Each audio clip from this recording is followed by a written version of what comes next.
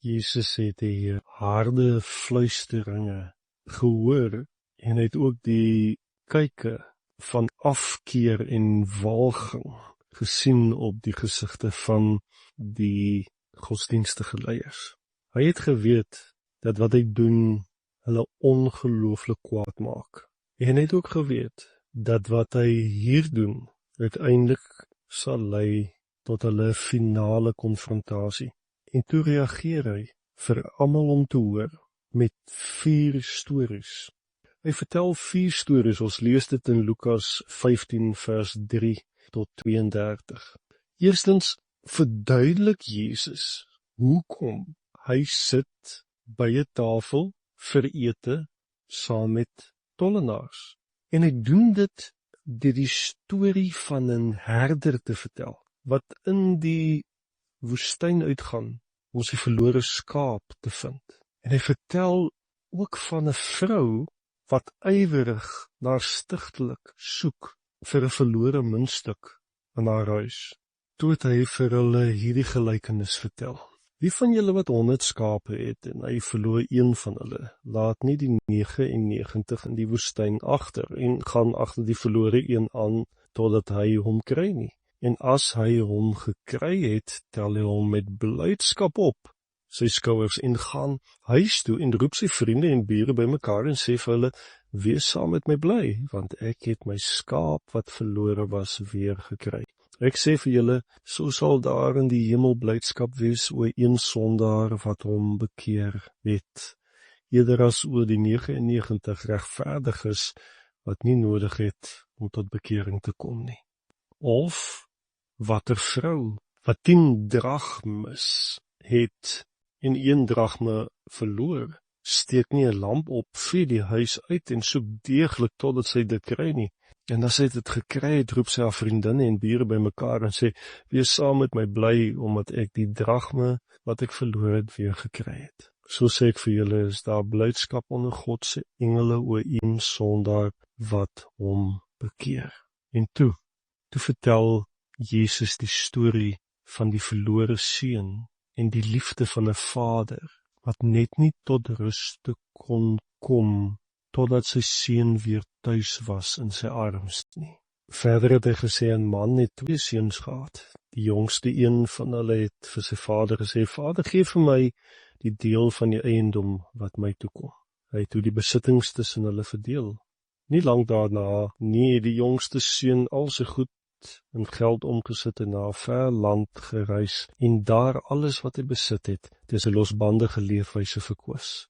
Teen die tyd dat hy alles uitgegee het, daar 'n baie ernstige hongersnood in daardie land uitgebreek. En hy het begin gebrek ly. Hy gaan werk toe by een van daardie landse inwoners wat hom na sy boerdery gestuur het om sy varke op te pas.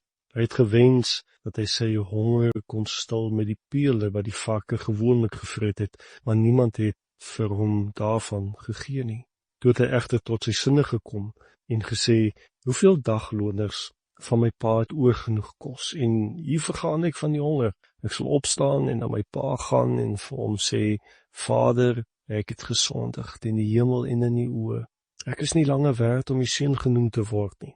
Behandel my soos een van u dagloners. Hy het toe opgestaan en na sy vader gegaan. Hy was nog ver weg, toe het sy vader hom al gesoen. Hy het hom innig jammer gekry, na hom gehardloop, hom omhels en hom gesoen. Die seun sê toe vir sy vader, Vader, ek het gesondig teen die hemel en in die oë. Ek is nie meer werd om u seun genoem te word nie. Maar sy vader het sy slawe opdrag gegee, bring gou 'n lang stola, die beste een, en trek dit vir hom aan. Geef hom 'n ring vir sy vinger en sandale vir sy voete. Bring vir ons die vetgemaakte kalf, slag dit en laat ons eet en feesvier, want die seun van my was dood en het weer lewendig geword. Hy was verlore en is weer gevind. Toe het hulle begin feesvier. Ja, en toe vertel Jesus nog 'n storie, 'n 4de storie, wat deel is van die 3de storie, maar 'n eintlike eie unieke boodskap het oor die woede van die ouer broer in die familie. Dit lees ons van vers 25. Die oudste seun was in die veld en toe hy terugkeer en naby die huis kom, hoor hy musiek en 'n gedans. Hy roep toe een van die dienaars en verneem by hom wat aan die gang is. Jou broer het teruggekom en hy het hom geantwoord. En jou pa het die vetgemaakte kalf geslag omdat hy hom gesond teruggekry het. Hy het briesend kwaad geword en wou nie ingaan nie, maar sy vader het uitgekom en mooi met hom gepraat. Maar hy het vir sy vader gesê, kyk, ek sloof my al soveel jare vir u af, en het nog nooit 'n opdrag van u verontagsaam nie, en vir my het u nooit eers 'n bokkie gegee, sodat ek saam met my vriende kon feesvier nie. Maar toe hierdie seun van u terugkom, wat die besittings op prostituie uitgemors het, slag u vir hom die vetgemaakte kalf. Toe sê hy vir hom, my kind, jy is altyd by my, en alles wat myne is joune. Ons moet feesvier en bly wees, want jou broer was dood, en hy het lewendig geword. Hy was verlore, en is weer gevind. En so het Jesus hierdie stories vertel, vir die tollenaars aan die tafel, maar hy het ook geweet dat elke woord van hierdie storie gehoor word deur die omstanders, ander hoorders, in hierdie oop ruimte. Veral die fariseërs sou dit hoor. Die storie wat Jesus vertel, wat die seuns aanbetref, in vers 11 sê hy, 'n man het 2 seuns gehad. Ek wil hê jy moet sien dat hierdie storie gegrond is in familie, in gesin wees. Vader God se hart was nog altyd families gewees. Dis hoekom hy ons geskep het in gesinne, in families. In families, en wat daar gebeur, is daar groot geheime opgesluit, wat ek dink die kerk gemis het vir jare. God het nog altyd 'n hart vir families gehad. Dit is waar mense gevorm word, lewens verander word. En hierdie storie gebeur binne in 'n familie. God het 'n familiehart. Maar hier was 'n seun wat nou sy pa en sy familie los. Hy verlaat hulle. En hy gaan na 'n baie ver land, want hy rebelleer teen sy pa. Maar hierdie seun kom weer terug na die huis toe, lees ons in die hele storie. 'n Plek waarvan hy af weggevlug het, hy kom weer terug. En hy word verwelkom deur sy pa, die einste pa wie die seun verwerp het. So hierdie seun behoort aan 'n familie. En met hierdie storie antwoord die Here Jesus eintlik sy gehoor, wat met 'n klomp vrae in hulle gemoed gesit het, wat so iets wat deur mekaar is en nie verstaan het wat Jesus hier gedoen het nie. Hy antwoord ook die tollenaars, hy antwoord ook die fariseërs. In die storie wat Jesus vertel, is hy eintlik besig om te verduidelik die plan en die hart van die Vader God wat hemel en aarde gemaak het. Die doel van God wat alles geskep het, was nie net bloot om net hierdie wêreld te vul met betekenislose atome en besondere spesies diere en alles word aan mekaar gehou deur energie en hormone en chemie nie. Nee, voordat daar ooit tyd was, of ruimte was daar 'n God en hy is liefde. En die feit dat hy tyd en ruimte en materie geskep het, was om, hoe mooi, sy liefde te openbaar, uit te druk, te midde van dit. Hy het wesens gemaak uit die stof uit, om uiteindelik te kan verenig, verbind te kan word met liefde. Agape is die Griekse woord, om verhoudinge te skep, wat uiteindelik families sou vorm, na sy beeld. So God het die menslike familie in bestaan geroep, vanuit sy liefde. En die doel was om hulle toe te gooi met sy liefde, om hulle te seën in elke aspek van hulle wese. En hulle, as antwoord, sou deelneem in sy liefde. 'n Liefde vir hom, maar ook hierdie liefde vir mekaar.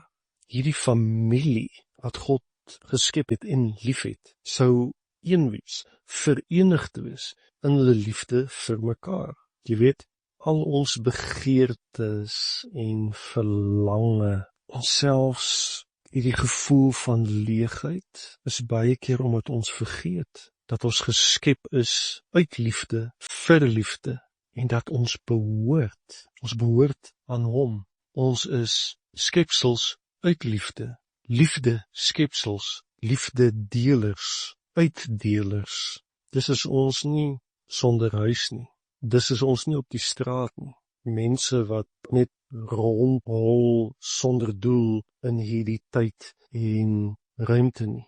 Ons het 'n onmiskenbare merk van goddelike eienaarskap op ons.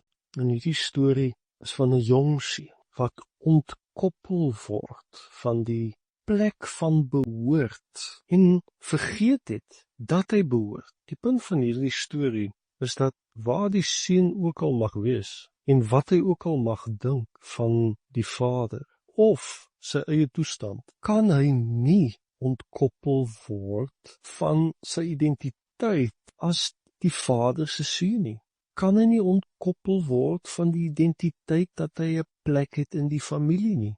Dit is die vader se meedoenlose liefde wat sy seun weer lewe gee, laat opstaan in 'n nuwe lewe en weer herstel in die plek van die familie waar hy in behoort. En ek wil hê, dit is wat jy moet hoor in hierdie storie. Al het hierdie seun rondgeloop, weggeloop, het hy behoort aan 'n plek, aan 'n familie, aan 'n vader. Die ander gelykenisse praat ook van dinge wat verloor is. Daar was 'n eienaar wat iets verloor het. En dit is belangrik om te weet, iets kan nie verloor word as dit nie in die eerste plek behoort het aan iemand nie. Die vrou het verwoes gesoek na hierdie muntstuk, want dit was hare en dit het groot waarde gehad vir haar. Vir ander mense het dit dalk nie soveel waarde gehad nie, maar dit was hare. Niet soos die herder het in die woestyn ingestap, nie om 'n wilde dier te gaan jag nie, maar om te soek vir 'n skaap, want dit was sy skaap. Hy het op hierdie gevaarlike sending gegaan, en hy was gedryf deur die feit dat hy die eienaar was van hierdie skaap. Hy het belê in hierdie skaap, en hy wil hierdie skaap weer vind. En dit is seker die eerste waarheid wat Jesus wil openbaar aan sy toehoorders. Hoor gou mooi, hierdie tollenaars, hierdie sondaars, behoort aan 'n God, en hulle het net van God vergeet. Maar God het nie van hulle vergeet nie. En God het nog nooit opgehou om hulle lief te hê nie. En hy was vasbeslote om hulle terug te kry na hulle ware plek van behoort in sy familie.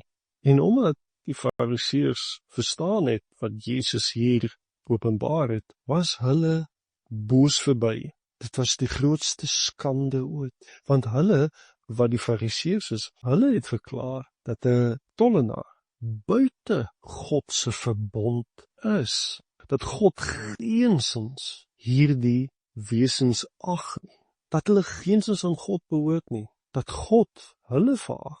Die Fariseërs, soos alle godsdienste, het die mensheid se probleem gesien as verkeerde gedrag, maar Jesus vertel ons hier, dit is gebroke verhoudinge, om ontkoppel te wees, afgesny te wees van die plek van behoort. Ja, die storie begin deur te sê, 'n sekere man het 2 seuns gehad. So die storie begin eintlik ryklik met hierdie woorde.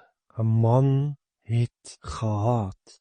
Soos wat die storie ontvou, ontdek ons die pa se verhouding met hierdie 2 seuns. Die pa is 'n man met medelee, barmhartigheid, onvoorwaardelike liefde vir almal. Ons ontdek hierdie pa as 'n vrygewige man, nie suinig nie, 'n oop hand, maar hierdie 2 seuns was sy spesiale fokus. Sy liefde was gefokus op hulle. Hierdie pa se liefde was spontaan. Dit het gekom van sy hart. Dit het nie vir hom gegaan oor die perfekte of die regte gedrag van sy seuns nie.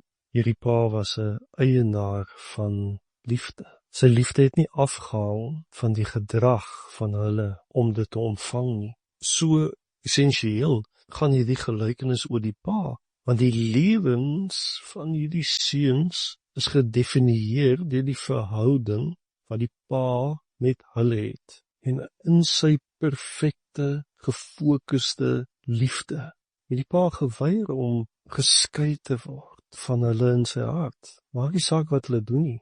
Hy vergeet hulle nooit, maar sy liefde bly volg hulle waar hulle ook al gaan. Altyd gereed, wagtend om te vergewe en om hulle te ontvang. Hierdie pa en sy 2 seuns het saam gewerk en gelewe op hierdie plaas. Hierdie 2 seuns het al die voordele geniet om seuns van 'n pa te wees. Hierdie pa was 'n welaf eienaar van 'n plaas, maar nie een van die seuns het 'n regtige idee gehad van verhouding, 'n idee gehad of waardeer die feit dat ek 'n huis het, dat ek 'n pa het wat vir my lief is nie. Beide hierdie seuns was lekker deur mekaar oor hulle identiteit as seuns en die verhouding waarin hulle gebore is.